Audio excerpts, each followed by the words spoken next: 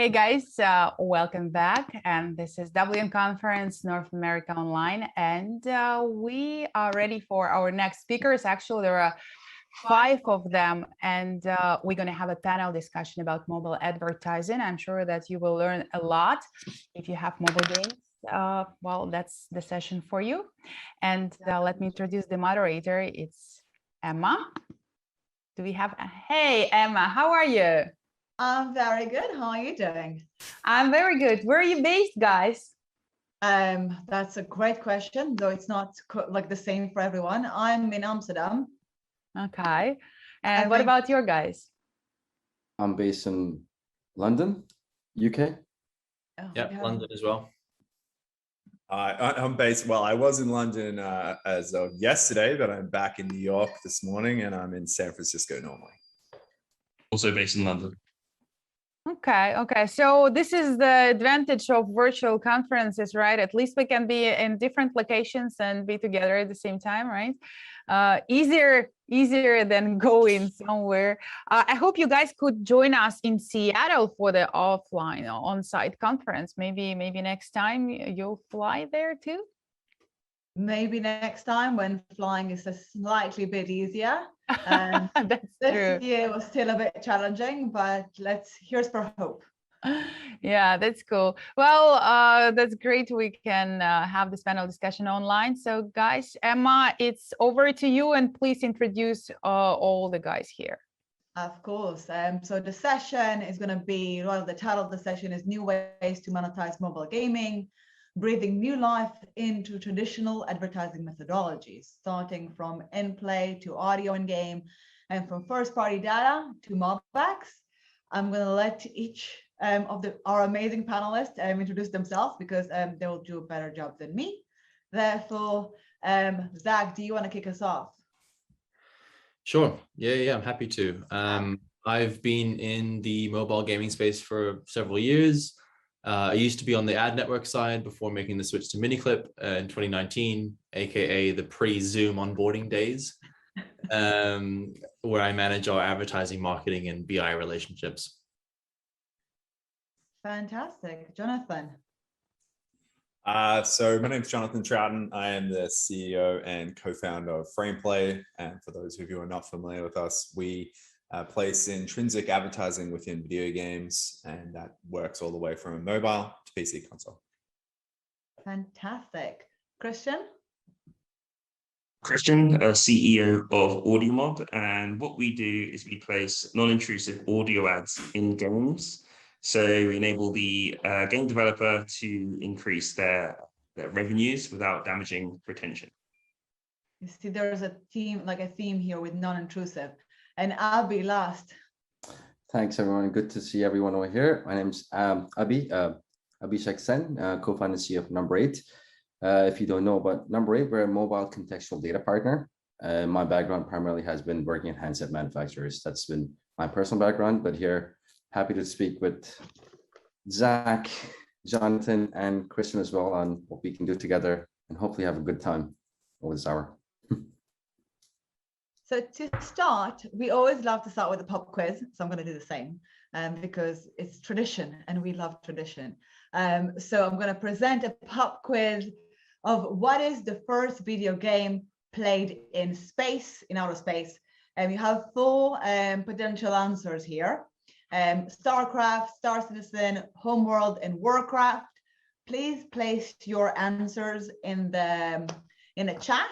The top 3 winners will get fun rewards from me. I'll follow up with you afterwards. So please do that. I'm going to give everyone like 30 seconds to try to place your answers. And I had 0.2 of a second there, so. Well, it's not like an elimination not allowed round. to vote. Like, just so you know, you're not allowed to take part in this quiz. Oh, okay. The rest of you, please answer. Hopefully someone is listening to us, therefore they're actually going to answer and interact. This is going to be, unfortunately or fortunately, the only quiz, and it's very fun. Okay, so if we assume that everyone that was supposed to answer have answered, we'll start with pause share, and I'll stop my sharing, and I will move to an actual question to our panelists. focusing on starting with basically what's been wrong with or missing from advertising so far? What do you feel has been the main problems or can be improved upon? And how about frame play? Jonathan, how about you start? Well, I usually just jump in front of everybody and start speaking anyway. So at least this time I'm not that's doing that. flags. So I think this is a fantastic question. Generally going into this, the biggest thing that I always say has lacked to date and is still, we're all making sure we can do this, and especially as a core mission to frame play itself with intrinsic advertising, is authenticity. And I know every single game developer here is going to be thinking like, most times when you talk about monetization, some of the biggest hurdles that you have to overcome is how you're going to be authentic to your player. Because authenticity, not only is that speaking to your story, what you've created, and games are pieces of art and ads shouldn't be wrecking those pieces of art. So being authentic to the game, being authentic to the player is paramount. Now, obviously that leads into making sure that you don't have any impact on retention and session length, and you're still able to generate revenue from these environments. But really, fundamentally, it comes down to making sure that you're authentic to who you are and who the game is and what the players expect to be immersed in, because it's an immersive experience. Fantastic. I couldn't agree more as a gamer myself. I love the approach. Christian, I'm sure that you have something to add on top of that. I would say the main thing that was missing was how the technology, the ad tech component, was considered from the perspective of a player, like a game. When you take the bog standard intrusive ads, brilliant for revenue, but no one really likes them. But it's necessary. But when it comes to taking the player's consideration when you're building the tech from the ground up, like with audio mob, making sure that you can analyze the game audio state, the device audio state, if the user's listening to Spotify or something like that, so the ad can interweave. I think that's absolutely paramount, and it's why you're seeing so much investment into non-intrusive advertising solutions and brand dollars as well. So I'd say that was the main thing that was missing in older ad formats.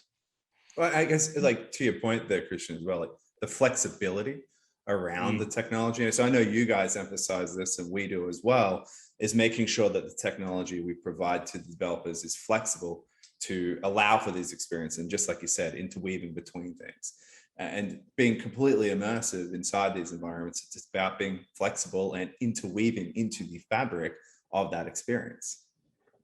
You know what?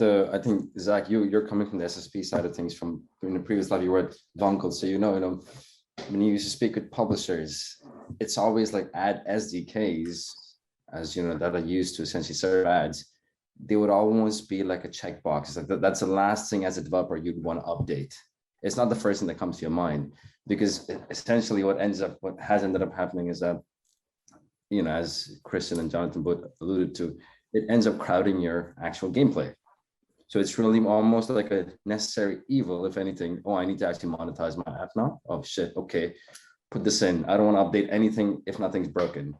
But you can actually change that entire mindset if you're actually able to generate revenue without taking away from the core experience, which is the gameplay itself. And that's always been the case. If you think of how mobile advertising has been done in games. So these non-intrusive ad formats actually allow for that to take place. Fantastic. Anything else to add? Anything else is missing, Abby? Anything missing from them that we can do better? Or I mean, we've talked a lot about this on the first-party data piece. In terms of what at least the mobile gaming industry hasn't really done a lot of first-party data. So I would say that's one trend that we're seeing across the board. And as the loss of identifiers happens, how can publishers take control of their own inventory and to basically manage and better monetize their actual inventory without relying on third parties? That's a trend, and that's been the case even previously, where we rely on third-party providers, just the social networks, to be able to monetize it. So it's like, all right, help me do something, but I don't want to actually worry about it. So I think that trend will change and is changing as well as publishers take more responsibility to say, you know, what's actually happening with my users. So better experience, better data. Fantastic. Yeah, Zach. I think even just sort of zooming out a little bit, right? Like, I think it's less about what's wrong or what's missing. The market's maturing, right? So traditional like video placements for us were predominantly rewarded video placements.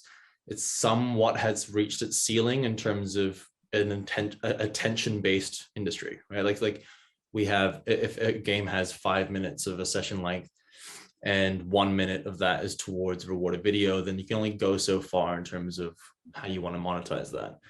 So, well, I think that's, you know, still super important. I think it's about how we then explore the next vertical that doesn't necessarily harm that balance as much. Absolutely. Which kind of leads us to the next question, or somewhat. And we're going to focus, continue with you, Zach. I'll just say one thing. That's a very good point in the ad load world. You know, I think of audio, you know, think of in the audio world, they have this concept of ad load. So if you have 60 minutes of radio play, you can play X number of time for ads. After a certain point, the listener is going to get really pissed off. The same thing you can think of, you know, out of 5 minutes, you can only show 1 minute of ads. And after that, it's like delete game. You know, that's what's going to happen. So yeah, if you have no more headroom to actually push more ads, what do you do? Yeah, I mean, I'll just probably jump in there with one thing, and then I'll hand it back to you, Emma. Is what we found is a lot of this stuff has been, I guess you would say, additive. So we're not actually taking things out, swapping other things out. I guess you can take into account that ad load perspective, but from a lot of the sense that we've looked at, we always see a lift in session length from actually, I guess you'd say, likability of this. And, you know, we've got tons of data to back that up with surveys and measurements and so forth as well. But it's all around understanding that balance between the equilibrium between how much the player is willing to accept and how we're going to actually make sure they stay in the environment. Absolutely, the equal value principle. And I'm going to get back to those numbers and statistics in a bit. I'll try again with this question. Let's try. Zach, so IDFA, we've been talking about IDFA so much in the industry. However, let's pretend it's still let's say it's still relevant. It's still relevant actually. But what kind of an impact are we seeing? Is there anything that we can do, should do for future mitigation? Yeah, so I don't want to spend too long on this. I feel like we've you know, as an industry, been on this topic for a little while, but I think it's one of those cases where, you know, we've seen this kind of stuff before, where the anticipation of the storm is almost worse than the storm itself. Of course, across the board, you know, there's been minor drops on ad revenue. It's kind of interesting to see which ad partners can fulfill those requests in terms of our overall share of voice, and the partners have changed. And so it's interesting to see which partners have best positioned themselves for this. But I think the sort of long-term challenge that comes around this is more applicable to UA and the difficulty of applying, you know, how do you predict LTV on iOS? And I think that's probably the more difficult area of this, and that trickles down to the rest of your monetization. When it comes to you know, steps forward, I think there's a couple of things really. In a nutshell, two things, like just to umbrella it would be get good at what you can control and then diversify your risk, right? So an example of what I mean is UA. There's only two levers really that you can pull to increase your conversion rate when you're looking at doing UA. It's either you pay more, you bid more, or you're making better creatives. And so you know, while we're looking at the bid side, really the most scalable way is understanding how we can improve the creatives and the importance of that. So that's something we're looking at a lot in terms of creative ideation, production. We're also looking at testing new partners, platforms, and sort of just diversifying overall solutions when it comes to this. The end goal, though, is for us to just understand how can we improve effectiveness of overall UA spend. So it's sort of that mix of, all right, well, the creatives we want to get better at in a way, and then also what are we missing out there? Same thing goes for monetization, right? So adding new monetization solutions, you know, Jonathan obviously knows that we're working with him. Frameplay, we had their tech integrated almost a year ago. The results have been super strong. To be honest, it surpassed my expectations. But more importantly, it diversifies the risk against performance-based monetization, right? Where IDFA is necessary to be able to monetize. And the same thing is said for AudioMob and Number 8. Absolutely. Brand has been working as a stabilizing force within ad monetization within games. So it's been very interesting to see that change, and a few very interesting thoughts regarding UA. Spark some ideas in my mind. I'm sure that it sparked some ideas in yours, dear listeners. And now we can move to the next question, unless someone else, am I cutting too fast? Fantastic. No, sorry, I just ambush when I want, so. just go get me. So next question, kind of digging into the new core of advertising. What is basically the place, we just talked about brands, what is the place of brands in this world? And Christian, I believe that you have probably a view to share with us. So, I mean, back in, I guess you could say the old days now, over the last 10 years or so of mobile advertising, it's all been performance driven, specifically with other gaming advertisers advertising in game. But what's almost was forgotten about is just how many brand dollars there are flowing around in terms of television and now on YouTube, on radio, etc. And one of the main things that was always blocking these brands from getting into the mobile gaming medium are, well, the sophisticated technology that can place these brands in those mediums, as well as the measurement and uplift technology needed. Because it's not you wouldn't track a brand as you would a conversion where that's perfectly attributed. It's a much, well, arguably a more difficult thing to do to measure someone's consideration of that brand. And what really cool thing here is what we're doing with with AudioMob, Frameplay, getting these non-intrusive methodologies into the mobile gaming space, is the fact that you now have a way where you can non-intrusively present these brand messages to the users, and the brands have a price efficient entry point into this medium as well. So I would consider, so from an advertiser perspective, as a price efficient, non-intrusive entry point into the largest digital mediums on the planet. But from a game developer's perspective, you can almost place brands as a very, very comfortable revenue cushion, whether it's mitigating against IDFA, whether it's incremental spend, whether it's from audio or new types of in-display advertising revenue, or it could just be another form of advertising revenue that isn't based on another game developer's ad spend, but actually, whether it's a brand for, shoes or a new car or something like that, which is overall better for retention, because it's not driving the user away from to another competing game. So yeah, there's a lot of way you can view brands, but yeah, the advertisers are very, very eager to get into the space, and I think developers should welcome kind of revenue in general. Fantastic. Kind of leading us to the next question, like you already answered the next question, which is like really efficient, really great job. It's kind of like, what is the value of brand advertising versus performance advertising? I think you kind of already covered it to a degree of one, retention increase, second, incremental revenue, so a cushion. Jonathan, what do you think? So when you look at brands comparative to performance, I think there's that traditional sense of what performance advertising is.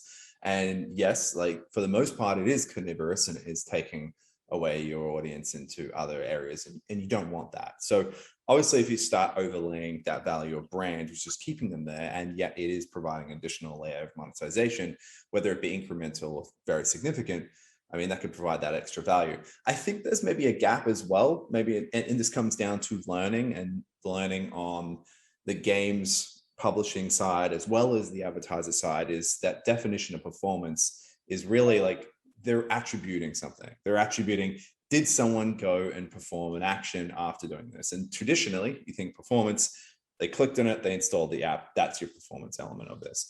Well, I can still argue that performance exists inside of brand marketing as well. While the values and the KPIs and everything they're actually chasing are different, they can also be saying, hey, we're showing X brand in here. We know how somebody interacted with it. Did they go and complete some action? And was there some sort of attribution back to that? So I definitely want to say, like, there's going to be education coming for both sides that we will use, maybe not the word performance in the meaning that traditionally had, but there is going to start to be an evolution of its meaning, especially in brand, and the value it can bring to the player inside the environment. So you're not pulling that player into a different, you're not basically getting paid a few bucks to lose a player. It's hard to build audience and it's hard to build your player base. And as game developers, you're constantly working on how do I grow that community larger. And I think brand advertising and brand marketing can very much give you that capability to reach that revenue while also retaining those players that you probably paid for as well. So, yeah. Fantastic. Zach, can you concur? Add on. I was going to ask Jonathan a question, really. Go for it. What I mean, I feel like I'm going to oversimplify this. So from a brand perspective, right, the digital ad spend that's done every year, from what I know, is hundreds of billions of dollars in terms of every year how much digital ad spend is done. The percentage of that into mobile is single digit, according to my understanding. What's needed for that dam to break? Well, I mean, this comes back to maybe I'm recapping on something prior, and we'll probably end up talking about data, down the road as well. But understanding, like, what's happening in there, not necessarily first party data about the player, but understanding data inside these environments and being able to align in a compliant manner. And obviously we keep getting things like GDPR and CPRA and that evolution, but understanding that these environments are different and that we do need to provide value to the advertiser by saying there is an element of return on investment here. You are getting something back for this. So I think that's fundamental, and I think we could oversimplify that and just say they want a return. But there is a lot of layers in which that you sort of peel back and understand how that brand inside of the game converts, because it's one thing being present. I'm going to say a dirty word here. I'm going to say, people keep talking about the metaverse, and every time I hear this, I'm like, oh my God, come on. Every single person has a different perspective on what that is. So I think it's being where brands want to be, and they're going to pay to be there. And as Christian said, it's a very price effective entry point at this point, and it's growing. But when you look at the size of the brand spend globally comparative to what performance is, it's more than 10 times what it is. And to get that dam, as you will, to get that brand spend into the game environment, we're going to start to require some of the things, or some of the data points and signals that existed, in web, etc., and while being in a privacy compliant manner. So, sorry, random scatter thought. No, fantastic, because that leads us right into Abby. I'm sure this is a topic I'm sure you'll have something to add on. Yeah, I was going to say on that, there's a lot of things you can learn from, like there's not a lot of reinvention happening over here. You can always learn from other verticals and how they've actually tapped into brand budgets, for example, before. I mean, I'll use audio because, Christian's here as well. So, Christian, you probably talk to a lot of audio advertisers daily. If you think of where radio advertising used to be back in the day, they've used to do brand advertising on radio, buying a new pair of sneakers, or this new drink coming out. That's always been the case. It's more like, what can we learn from specific verticals that have done this successfully and are continuing to do it, and adopt it so you can actually say, what, it used to work in that format, in this form. What worked there that we can actually use and learn and implement. And one thing, and I think Jonathan touched on this briefly, is speaking that language that brands already do. Not trying to, if a brand's trying to speak in English, but we're speaking in Chinese, guess what? They're not going to understand it. It's not going to understand. No matter how much Chinese are going to push, they won't understand it. So I think there's a layer in the middle there, and completely concur with you there, Abby. It's making sure you can speak to them in a language that they understand, but also reiterating the fact that this isn't the meeting. We talk about mobile gaming. We're not talking about the web. We want to make sure that the experience that we are bringing into here is not just repackaging the web and forcing it in front of gamers and saying, you're going to deal with that, because that's going to always blow up in front of your player base. So, and this is where you go through, I'm sure all of you are familiar. The IAB just put out an esports and gaming framework, and Intrinsic, our version is actually in there as a new standard, and we are really pushing that sort of narrative of do the right thing for the gamer. And just as Christian is, and just as Abby is, making sure we can provide value to the gamer and provide value to the actual advertiser, and translating it into a language that they understand. There's a couple of things here that the game publisher community will probably get asked and say, hey, how do you perceive this? Like, we are going to need this to drive this channel, drive this revenue for you. Can you work with us? That is very question. From the point of, think of what does this, like, what do the standards bodies need to actually adopt new? Gaming wasn't really a thing, let's say 10 years ago from a mobile. It just wasn't. So what kind of evolution needs to happen on that front? Otherwise, exactly what's going to happen is you're going to try to push web assets into mobile environment. That's going to destroy your gameplay retention. It's going to destroy your engagement. And guess what? Next thing, the publisher's going to, forget about it. We'll go to some other form of monetization. Or a mobile type of data, or just web type of data, or web kind of definitions onto mobile. So there are absolutely new ways of that, the industry from a taxonomy point of view, from a standards point of view, from a specifications point of view, that industry has, there's a massive area of growth and opportunity. What can we do to standardize so it can facilitate this buying experience for both sides? Well, Abi, so one thing, I'm trying to go back to Emma's original question, which I believe was something to do with what's the value of brand advertising when compared to performance, right? Am I wrong? Yeah, that was we left it a long time ago. So, and from my point of view, right, every ad that we show in our games, 8 out of 10 of them are performance. Mm-hmm. So brand has always been somewhat of a pot of gold at the end of the rainbow, right? So if you're talking about the advertiser side, then you guys would have a lot more experience in terms of dealing with them directly. But from the publisher side, that means a whole lot of difference when it comes to the fact that majority of the ads that we're showing are bought on cost per install basis. So we're promoting churn, really, right? Like we're showing an ad and getting paid based on install rates. However, we can get something that competes to that, where it doesn't do that, and the retention difference is apparent, it's massive, right? And if it comes to stigma for advertisers, for mobile gamers, we're talking about it, like mobile gaming is, I don't know where it is exactly, but surely it's between 90 to $100 billion market. The stigma around this being a valuable market surely must be gone by now. So I actually did one of my sessions very recently was about this topic. Not yet completely gone, unfortunately, but it is getting there. It's getting better, just not completely gone. Even though an actual third of the world is playing mobile games daily. So definitely something for us to work on in the coming year. Okay, so I guess I'm leading us into the next question. Fantastic. And going back to one of your early points, Jonathan, you mentioned statistics and how happy or how better performing these formats are, which are not intrusive. Do you have any numbers to share? From numbers? That I'm going to ask you for some statistics. So we like being, so I guess I can talk about what we talk about publicly. And this is when we start talking around likability of the ads, like how this actually affects the experience. Do the brands look good? We run a lot of Comscore studies. We have some technical integrations, some of which you'll be able to see some announcements coming up with some interesting names and pointing to how we actually, when I talked about attribution, like what happened after you do these sorts of things.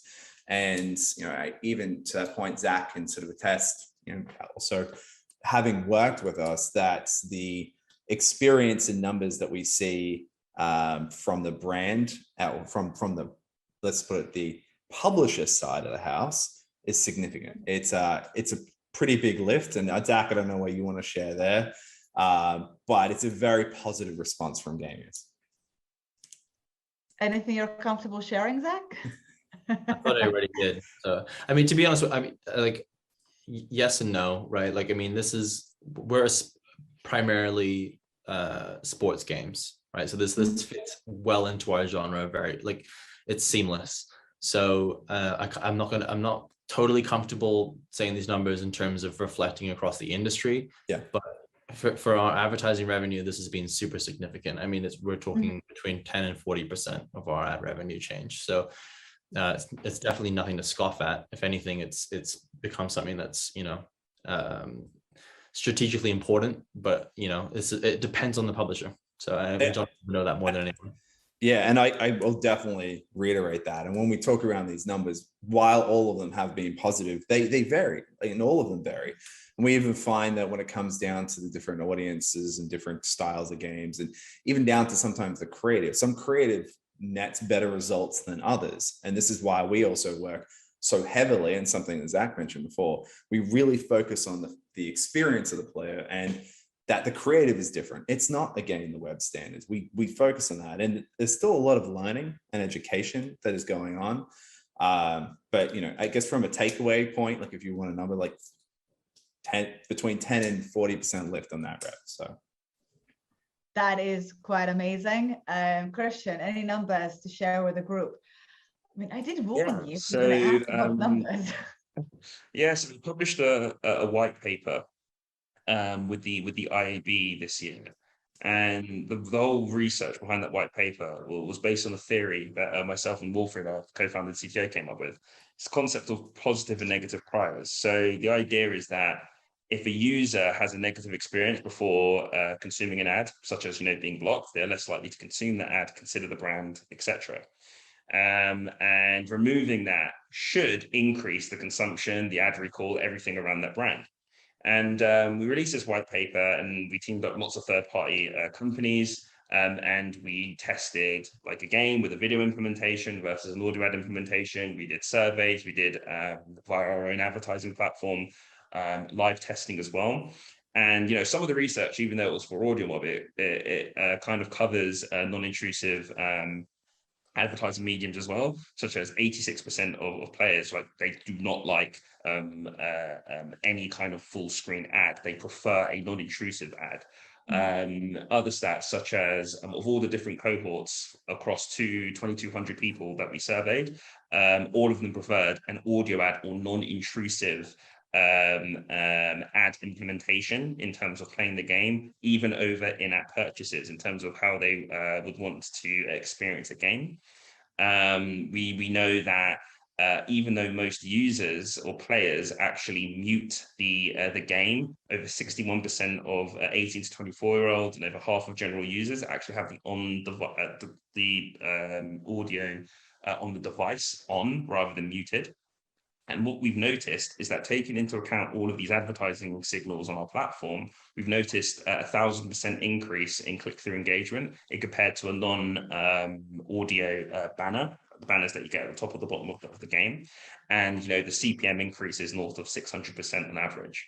So what we've got here, like, no matter where we look, is that audio ads in these games are here to stay. They're great for the advertisers, great for the players, and then great for the gaming publishers as well. And that has leaked over into, to be honest, in general, non-intrusive advertising. Like, no matter what stats we look at, it's a format that's definitely here to stay. That's super impressive. 1,000% increase, 600%. Like, that's just the ginormous number that I can't even compute. Really impressive. And thank you for sharing. I am sorry if I put anyone on the spot.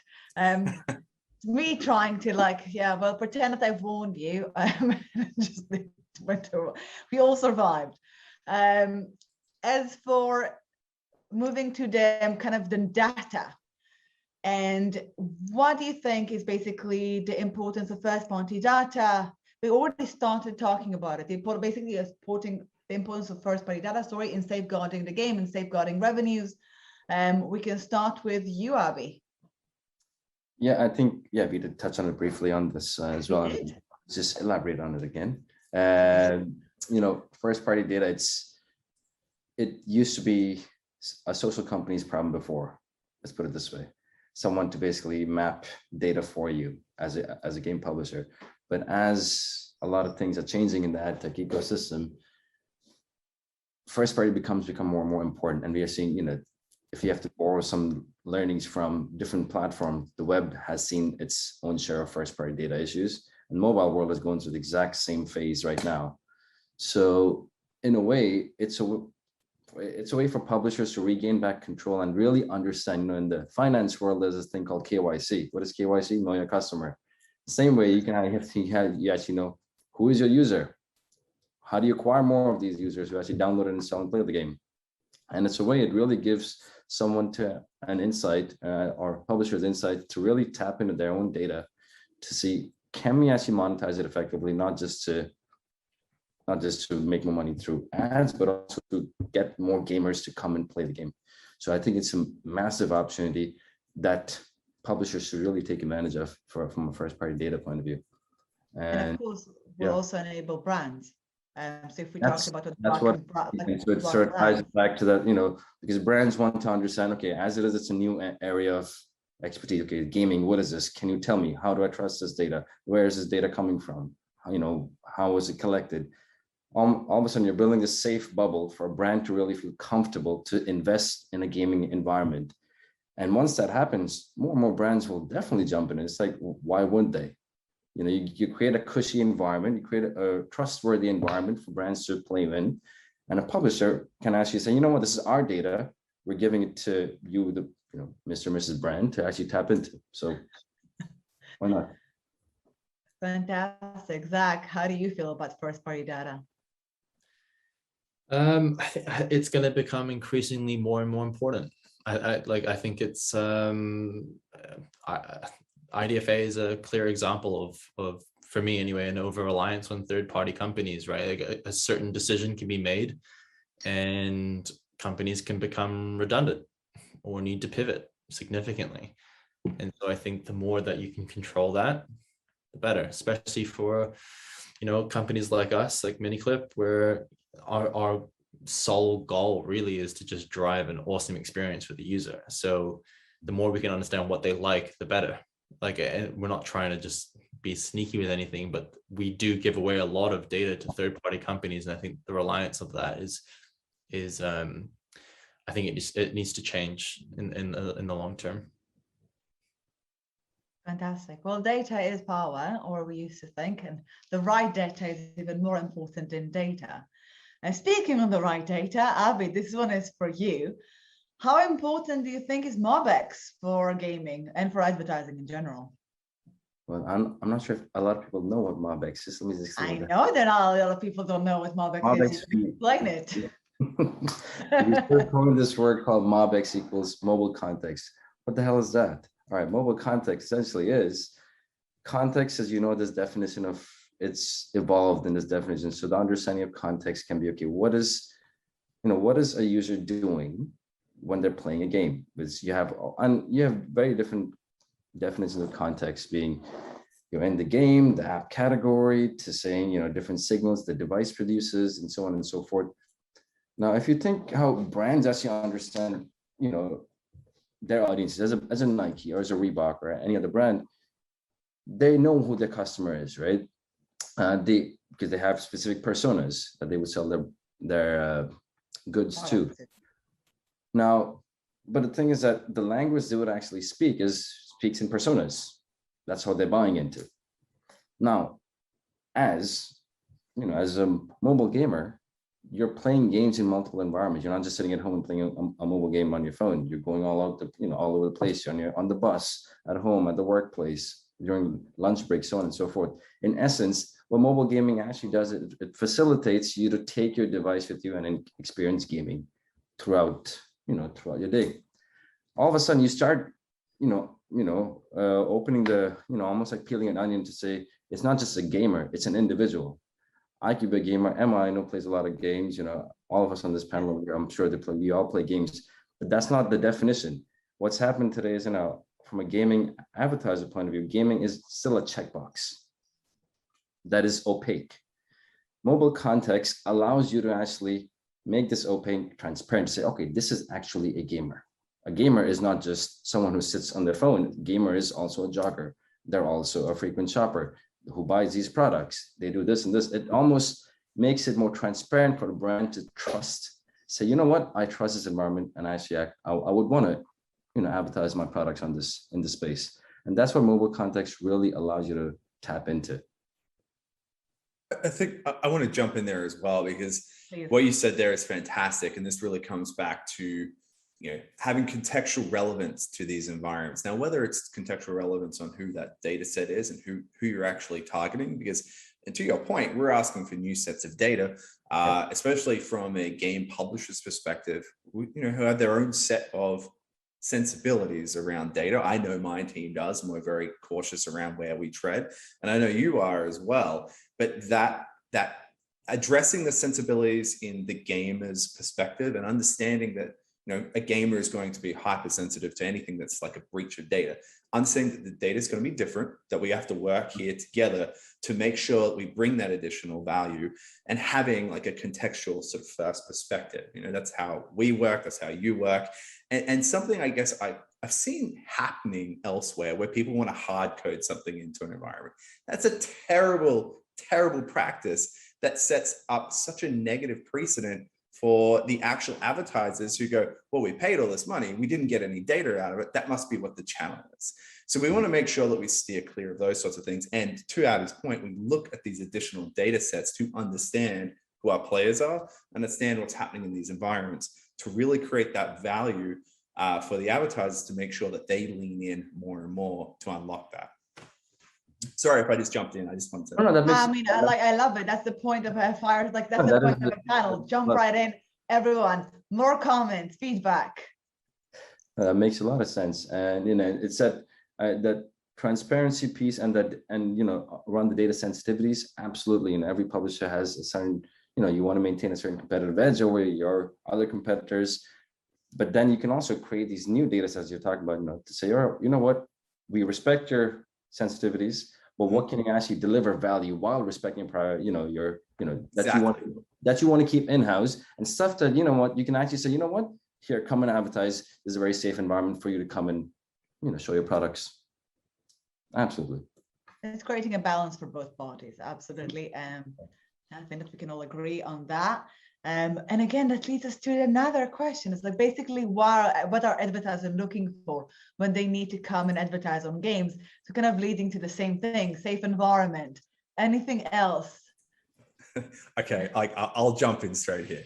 They're looking for a return on investment. Yes, you know what? I'm going to open it. Yeah. Like, yes, Yeah, please. they're looking for a return on investment. Like, that's like, if you think they're looking for anything other than that, you're kidding yourself.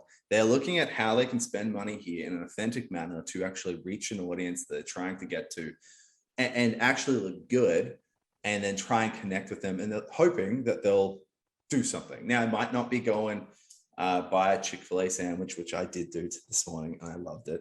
It might not be that, but it might be actually just an action. Go to the website, go do something. And really, you know, ROI can really come in all those different forms, but they are looking for a return on the dollars that they spend there. Now, that could be brand awareness or lift or perspective or anything, or it could literally be going to the store and buying something, going to a checkout.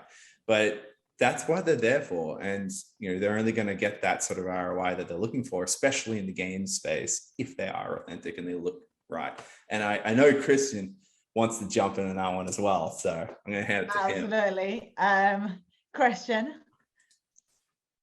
Yeah, so I mean, it's pretty much every single point that Jonathan said. And in the context of audio, it's evidence that it is working, being heard, the audio ad, and it's actually affecting the overall marketing activity, i.e. the return on investment, the bottom line.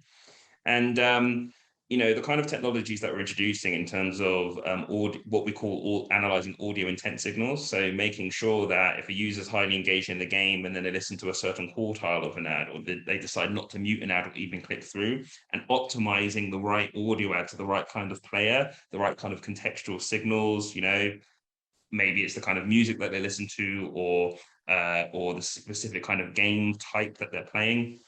If that user has certain attributes, such as being a jogger or into cars or whatever it is, the type of TV shows that they watch, all these contextual signals layered with evidence that the audio ad is actually being heard. These are the things that the brands are looking for. And that's just when it comes to a targeting perspective. And then, of course, there is, are you increasing brand consideration? Are my ads being remembered? And all of this, again, I'm just repeating what Jonathan has said, but the nuance with audio is that it's making sure that it's actually being heard as well.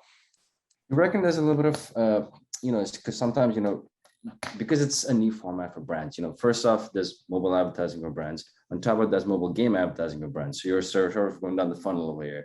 So how much, what are some things you're looking to deliver proof on the basis of? Because if it's new for a brand, gaming is one element of their entire digital spend, for example, right? They'll have digital outdoor spend, they'll have TV spend, web spend, all on, and from mobile ad spend, then there's mobile gaming. So what are the proof points? Proof points can be what we've seen, at least that's, again, borrowing from what's happening in audio, because audio does only brand advertising. And they run PCA, post-campaign reports. Now, what has worked in the audio world is, as part of the post-campaign analysis reports, you're essentially giving the advertiser, as for these data points, value to say, this is what your audience listened to. This is what your audience is made up of. And this is why you need to reinvest in games in this space, and almost giving them recommendations as to what would be the next campaign like. And that's one piece where publishers can really, if you own a game, you can really take advantage of your own first party data. I'll just bring it back again to give this proof point to a brand to say, we know you don't trust it yet, but here's the proof in the data to say, this is what you ran a campaign, this is the proof. And you can really bring it back full 360.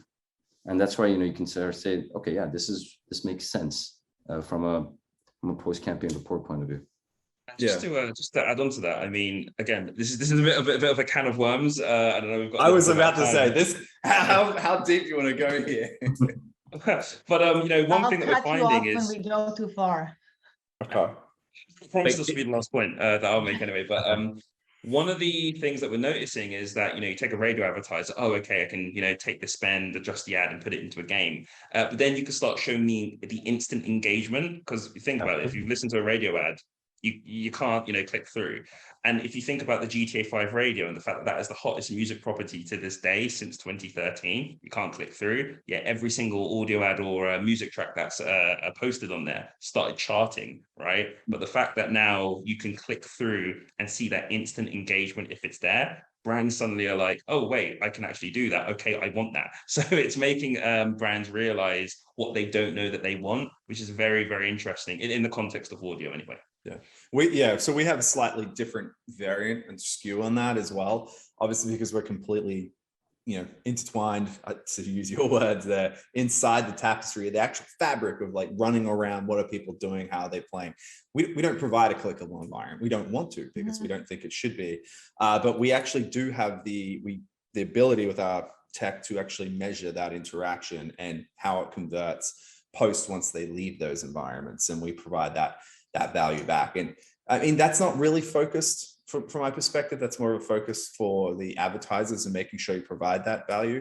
But to your point on that data, if you can actually provide additional data, and this comes back to Avi's point, you can provide additional data points that come back and say, we saw these data points present when we saw a higher frequency of conversion. How do we get these data points from a lot of publishers to make sure that we can get that same level of conversion, drive more revenue on the channel? But at the end of the day, for me, like, everything we do is always going to be about the player and making sure that the player's experience is the best it possibly can be. And then how do we enable the advertiser to reach that player in the best way? So yeah, this very much is a rabbit hole scenario, and I can sit there and talk for like 3 hours. Can I ask one question just to Jonathan and Christian? It's one answer, like, is it like one word answer if possible, but like, what would be the KPI? Like, if we're talking about your biggest spenders across your platform, what are the KPIs that they are measuring? And then what are the KPIs that you wish they were measuring? That's a great question. That is a great question. Christian, you want to go first or you want me to go?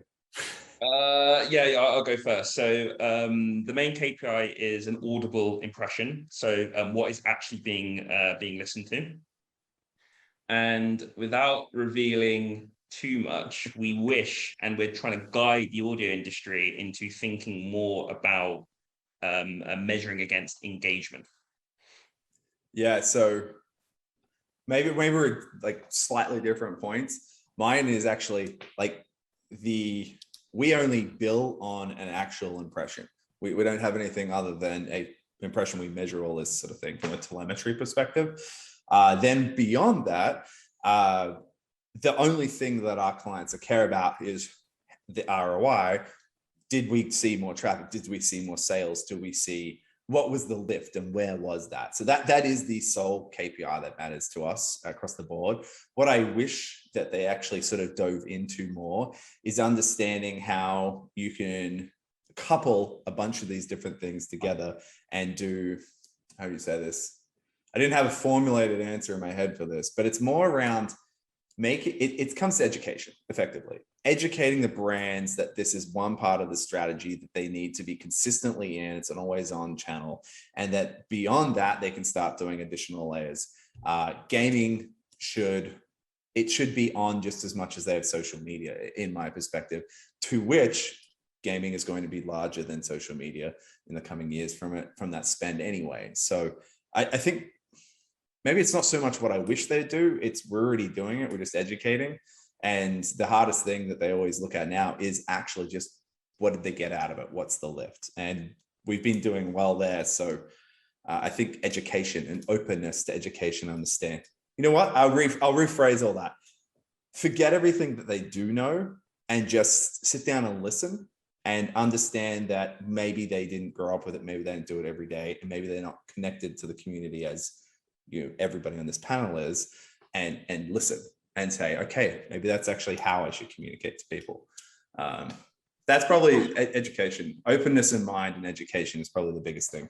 I think that you mentioned a few things which are like repetitive in different ways, which is very interesting for me. One, because you mentioned about how to adjust and make sure the ad, it provides the best experience for the player. You mentioned now, again, like what is the best way to communicate with a player? So I think there's quite a few points here about customization and adjustment to the audience that are very important to note. Yeah, definitely. And look, intrinsic advertising for us in Frame Play has always been, like, I think I reiterate this, can't say this enough, being authentic. And this comes down to, we give you your core values. Please listen to some of ours as a gaming community. We want to see this in our environment. Fantastic. Anything anyone has to add? Another rabbit hole. I mean, we have the time for rabbit holes. I'm going to take it. So not last question, but one before last. I am going to dive into, is anything missing from brands? Do they need anything more to spend more? And we did touch upon it, like we touched upon this point a few times. So data, the certainty and understanding of the platform, but anything else that we haven't covered? I feel like sometimes, as more and more agencies are also building out their new gaming departments. Now, it's like an Apple salesman selling to a banana salesman.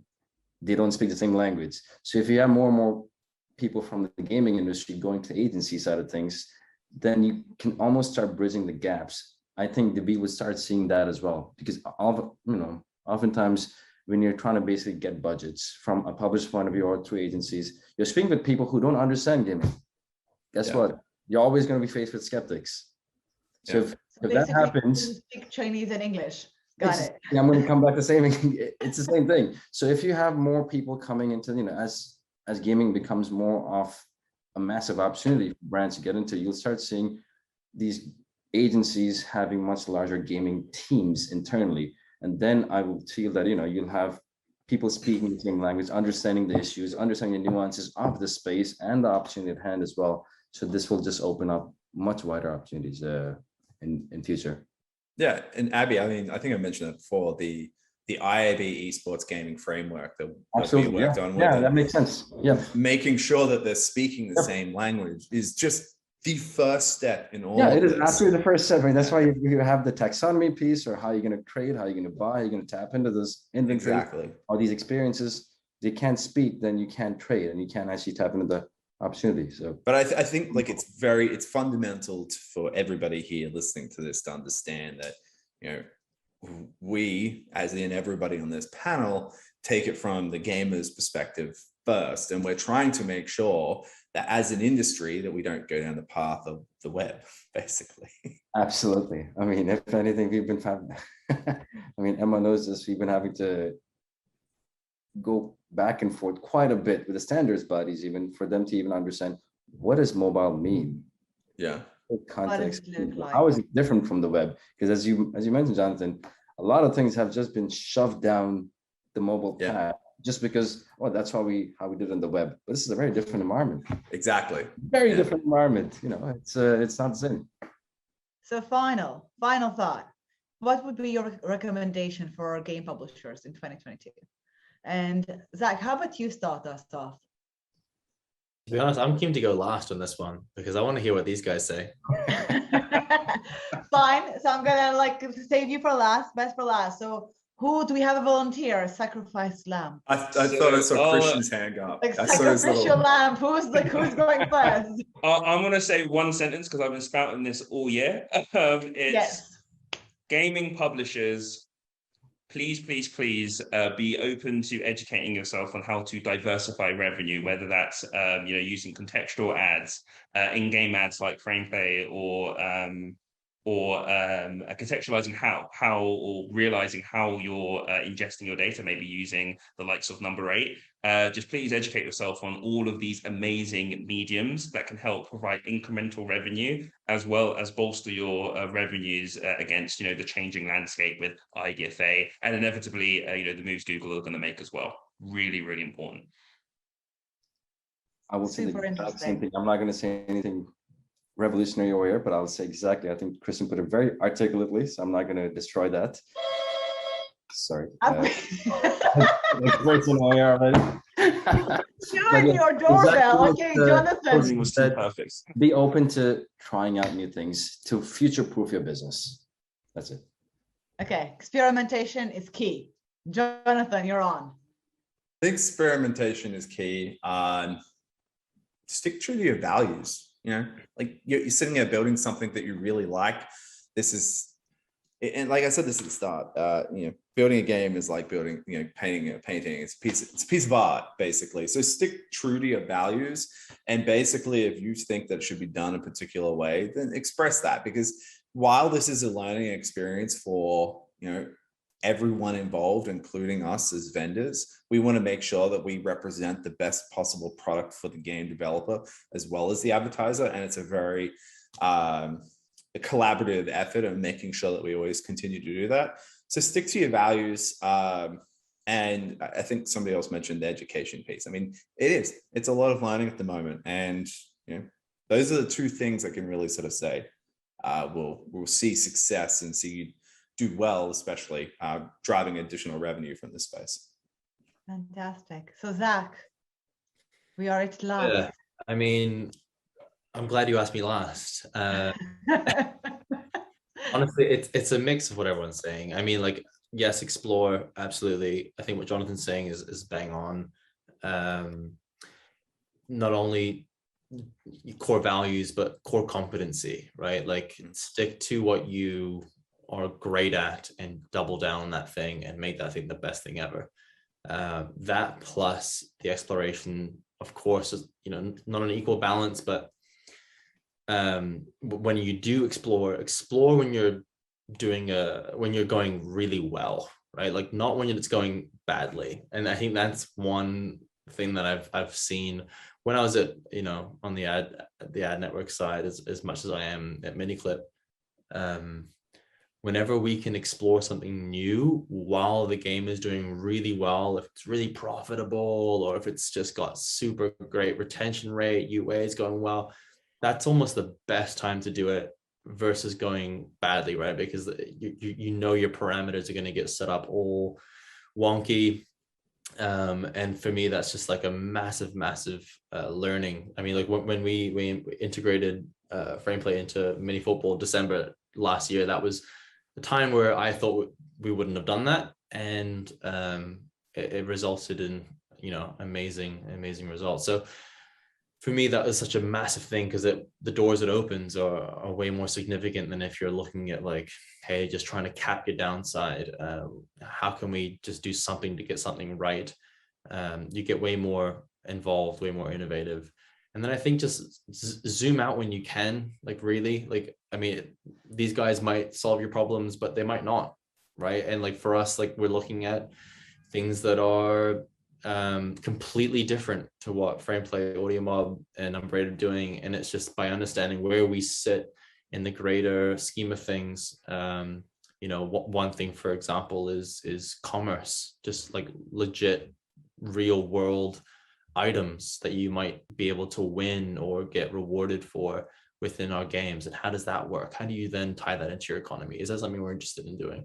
Nothing we've really done too extensively before, but I think it's super important to understand what that looks like, see what big partners are out there to make that happen for you. But do it at the time when you're on the up, not on the down. That's really my big message. Or there's one, I'm going to jump right in. There's one bit in the planning stage before it's even live. Can you incorporate that into, like, you know, how are we going to monetize this game?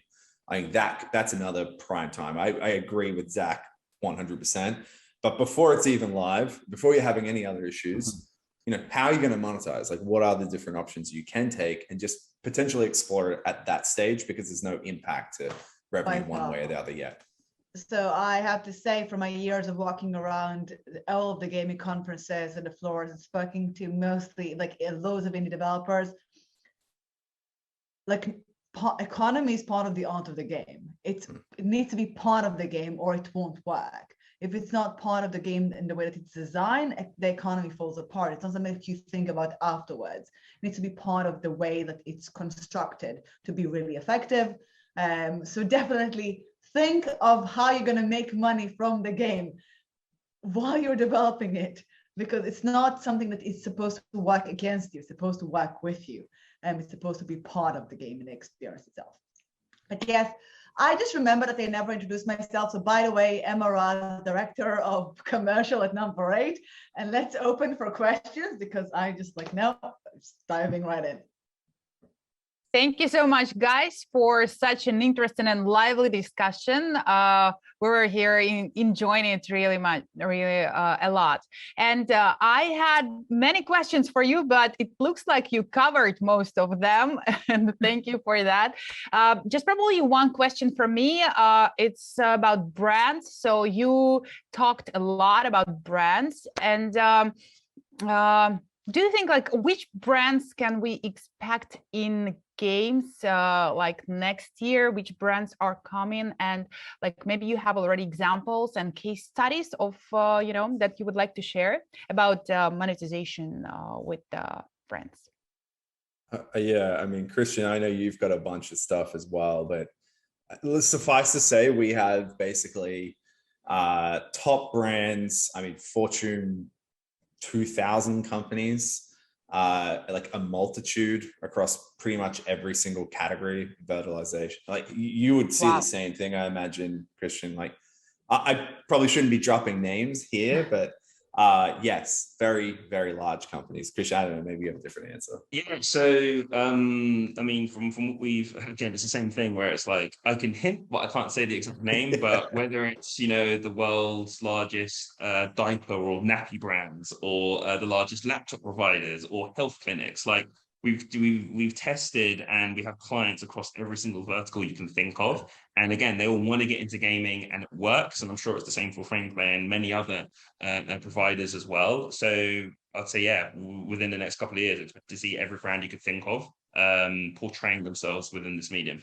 Yeah, I mean, we can take existing examples. I mean, we can see existing examples, things like from Oreo to Gucci to Lamborghini, they're all live on games. So if you see these kind of brands are all live on gaming right now, I would expect the same trend to continue. Yeah, I mean, like what I'll probably say there, if you want to have a little bit more perspective, is a lot of these massive brands, and I'm talking companies that have 200 million plus in marketing budgets. It doesn't just apply to them and it's filtering down, but they're generally the ones that have the innovation budgets who can jump in early on, try and understand a medium, set a pace and set an understanding for the entire, I guess you'd say, commercial world, and saying this, yes, it's tested, it works. We're moving into greenfield opportunity and spend here where we plan this into our annualized budgets.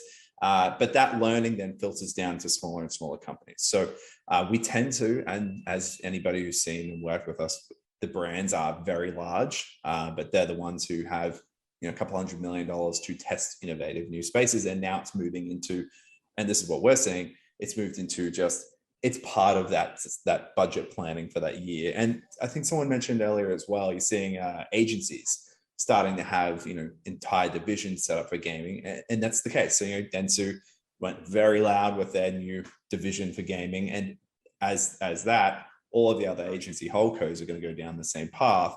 So for game publishers here, now is the time to lean in, learn, understand how you can incorporate these different technologies, because this is going to be a huge amount of money, much bigger. Ad budgets globally, what, $700 billion? It's much bigger than the gaming industry altogether. But obviously we're not going to get all of that, but a lot of those dollars are going to start flowing into this space. And I really encourage mobile game developers to start looking at that. Like, how do I get my portion of that? And how do I serve my players well? How do I get my slice of the pie? I'm just like literally reliving another presentation I've done actually on the same topic. So we seem to be very aligned, Jonathan. It's fantastic. Did we answer your question, Julia? Yeah, you did. And you know what? I totally understand that, especially large brands are much more traditional, right? But it's only logical, natural for them to come to gaming because that's where the audience is, right? And that's where all the people are, and not only like the youngest, like they used to think, but well, everybody is there, and it's the audience is bigger than even in the movies. I mean, everybody's going to be there, the brands, and it's only natural for them. And I'm sure that we can expect like all of them there, and it will be great to drop names a little later, right? Okay, we are running out of time, guys. Once again, that was a great discussion. Thank you so much, and thank you for sharing, and have a great evening. Thank you for having us. Thank you very much for having us. Lovely day, morning, evening, everyone. Awesome. Emma, that was a fantastic moderation, by the way. Thank you so much. I appreciate it. Right. Okay. Bye-bye. And that was the last session of the first part of the first day of the WM Conference North America Online. And well, thanks again to Facebook Gaming for supporting us. And in just 2 hours, my colleague Eugene will take it over from here, and we'll have a lot of interesting sessions. So stay tuned on WM Hub, and see you later.